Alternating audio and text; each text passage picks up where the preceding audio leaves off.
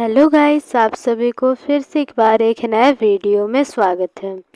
तो गाइस, आज के इस क्लास में हम लोग 10 महत्वपूर्ण एमसीक्यू को देखने वाले हैं क्लास 10 साइंस के लिए, जो कि गाइस आपके बोर्ड एग्जाम के लिए काफ़ी ज़्यादा महत्वपूर्ण है। तो देखिए गाइस, पहला प्रश्न क्या है, समतल दर्पण की फोकस दूरी क्या होती है। तो गाइस इसको समझते हैं। तो गाइस हम लोगों ने पढ़ा था कि जो समतल दर्पण होते हैं गाइस, अगर समतल दर्पण से कोई बीम का दूरी 2 मीटर की दूरी पर है मान लेते हैं, तो गाइस प्रतिबिंब का दूरी भी समतल दर्पण के पीछे 2 मीटर की दूरी पर ही बनेगा, जिसके कारण गाइस हमें क्या पता चलता है, इसमें प्रतिबिंब दूरी बराबर हो जाएगा बीम का दूरी का। और गाइस हमें पता है जो बीम का दूरी होता है तो उसको हमेशा हमें किस में लेना होता है, तो गाइस इसको हमेशा ऋणात्मक में लेना होता है, क्योंकि गाइस कार्तीय चिन्ह परिपाटी के अनुसार अगर देखा जाए तो वो एक्स डैश अक्ष पर स्थित होता है। तो चलिए इसको समझते हैं ठीक से। तो देखिए गाइस, ये कार्तीय चिन्ह परिपाटी है, तो यहाँ पर मान लेते हैं ये जो वाई अक्ष है, तो यहाँ पर गाइस मान लेते हैं समतल दर्पण रखा गया है। तो गाइस जो बीम रहेगा तो समतल दर्पण का इस ओर स्थित रहेगा एक्स डैश अक्ष पर, और गाइस जो प्रतिबिंब बनेगा तो वो इस तरफ बनेगा एक्स अक्ष पर, और ये क्या है, एक्स डैश अक्ष है और ये एक्स अक्ष है, जो कि गाइस आप लोग गणित में पढ़े होंगे। तो गाइस देखिए, तो इस कारण जो प्रतिबिंब दूरी, देखिए बीम दूरी u होता है और प्रतिबिंब दूरी गाइस v होता है, और यहाँ पर गाइस जो प्रतिबिंब दूरी होगा तो वो बीम दूरी के बराबर होगा। बस गाइस इसमें ऋणात्मक का निशान लगेगा और इसमें ऋणात्मक का निशान नहीं लगेगा, क्योंकि ये एक्स डैश अक्ष पर स्थित है और ये एक्स अक्ष पर स्थित है। इस कारण गाइस हम लोग मान लेंगे u बराबर में -a है और इसको v को मान लेंगे v बराबर में a है। तो इस प्रकार गाइस समझ में आ गया।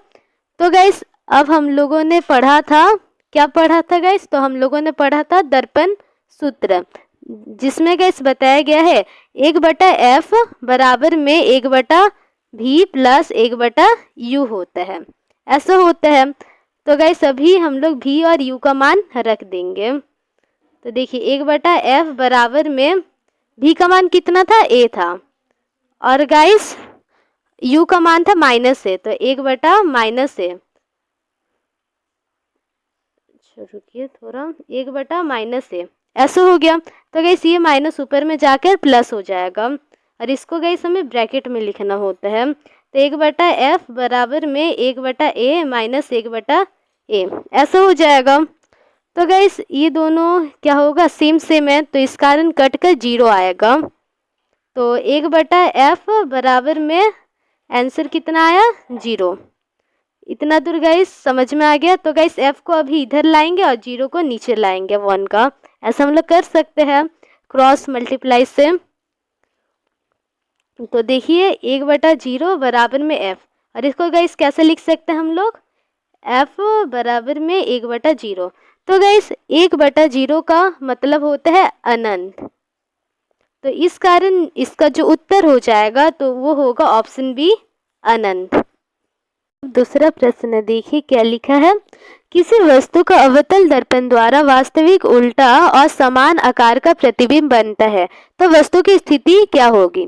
तो गाइस हमें तो क्या दे रखा है, अवतल दर्पण, तो गाइस हम लोग बीम पर कहाँ रखेंगे कि प्रतिबिंब का जो आकार होगा तो वो बीम के बराबर होगा, और ऊपर से गाइस प्रतिबिंब का प्रकृति वास्तविक और उल्टा होगा। तो गाइस हम लोगों ने एक स्थिति पढ़ा था अवतल दर्पण पर, अगर गाइस हम लोग बीम को C पर रखेंगे, वक्रता केंद्र पर रखेंगे, तो प्रतिबिंब भी वक्रता केंद्र पर ही बनता है, जिसके कारण गाइस क्या होगा, प्रतिबिंब का आकार बीम के आकार के बराबर हो जाएगा। तो इस कारण इसका जो सही उत्तर होगा तो वो हो जाएगा ऑप्शन सी, वक्रता केंद्र।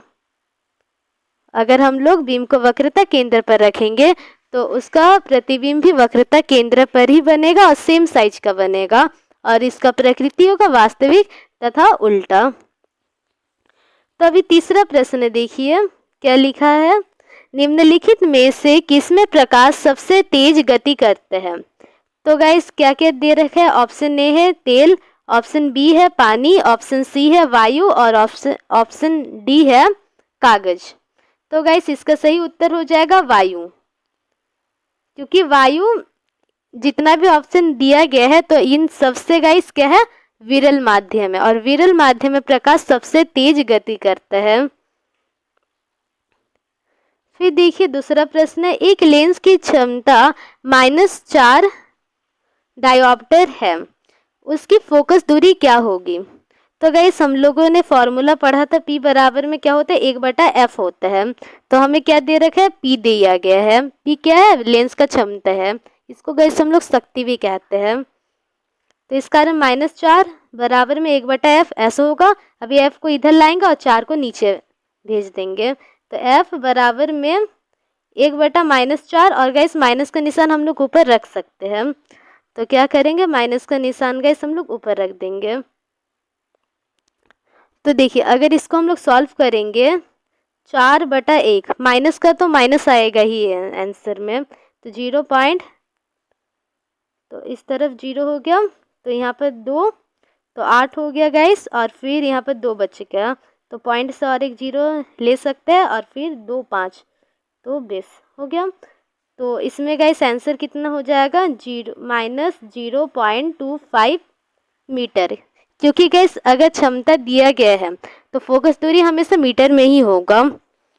तो इस कारण इसका सटीक उत्तर हो जाएगा ऑप्शन नंबर सी, -0.25 मीटर।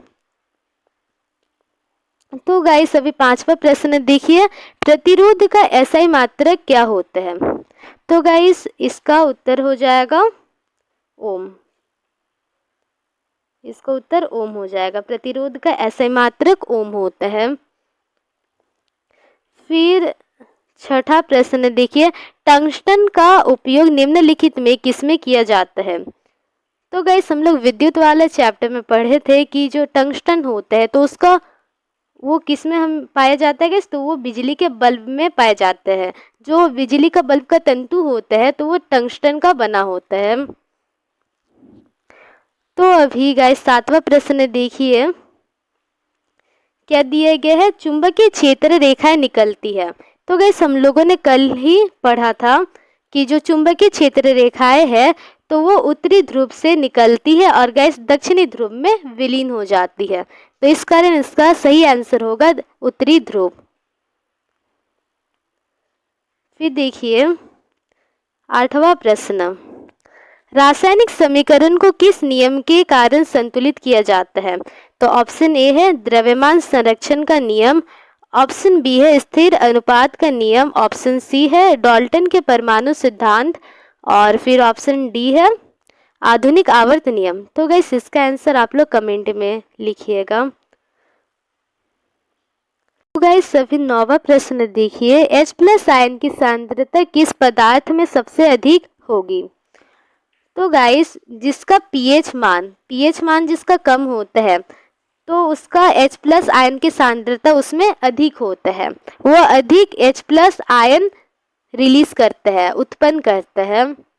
और गाइस जिसका pH मान ज़्यादा होता है, pH मान ज़्यादा होगा तो उसका H+ आयन का जो सांद्रता है तो वो कम होगा और OH- का सांद्रता बढ़ जाएगा।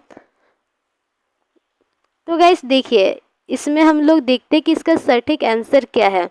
तो जठर रस, तो गाइस ये भी, और गाइस और एक बात, जो अम्लीय होता है तो उसमें जो जितना ज़्यादा अम्लीय है उसका pH मान उतना कम होगा। देखिए अम्लीय, इसको लिखते हैं अम्लीय ज़्यादा तो pH मान क्या होगा, कम हो जाएगा, और pH मान कम तो H+ आयन की सांद्रता ज़्यादा। तो गाइस जो जठर रस होता है तो ये भी अम्लीय होता है। फिर गाइस नींबू का रस, तो ये भी अम्लीय होता है। फिर शुद्ध जल, तो गाइस ये अम्लीय नहीं है। फिर गाइस मिल्क ऑफ मैग्नीशिया, तो गाइस ये क्षारीय होता है। तो गाइस इस कारण इसका जो आंसर होगा तो वो जठर रस या फिर नींबू के रस में से एक होगा। तो गाइस जो जठर रस होता है तो उसका pH मान 1 से लेकर 5 के बीच होता है। और गैस जो नींबू का रस होता है, नींबू का रस का पीएच 2.2 होता है।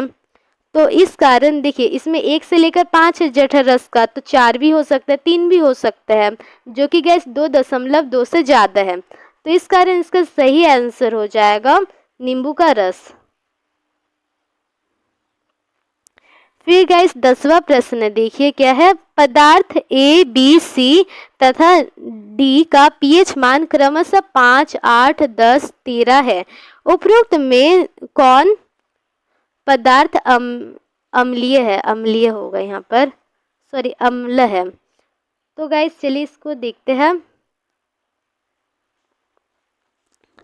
तो गाइस देखिए 7 से ज़्यादा अगर किसी चीज़ का पीएच मान रहता है तो वो क्षारीय होता है, क्षारीय या फिर क्षारकीय प्रकृति का होता है।